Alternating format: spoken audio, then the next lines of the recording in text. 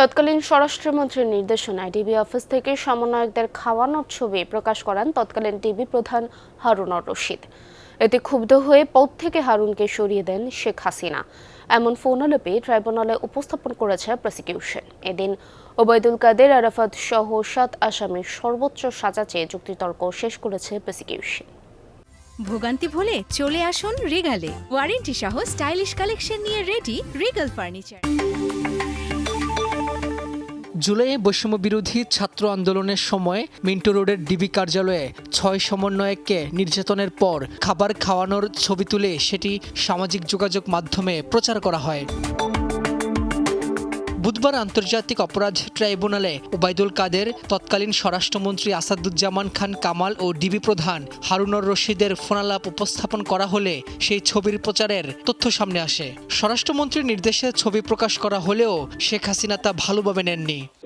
একটু নেত্রীও তো বিরক্ত হয়েছে। খাওয়াই ওই ছবি কেন? না, এই খাওয়ার ডিসিশনটা কে দিয়েছে স্যার? আমার স্বরাষ্ট্রমন্ত্রী, আমার এসডির চিফ, এরা দিয়েছে খাওয়ানোর জন্য।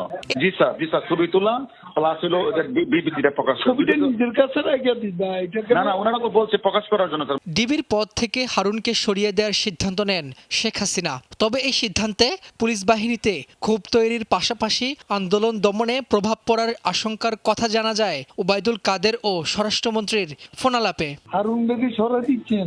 উনি তো খুব অ্যাডামেন্ট, আমরা সরাই নেই, ওই রাখছে ডিএমপিতেই রাখতেছি। উনি বলছিলেন অন্যখানে দিতে, আমি ডিএমপিতেই রেখে দিচ্ছি।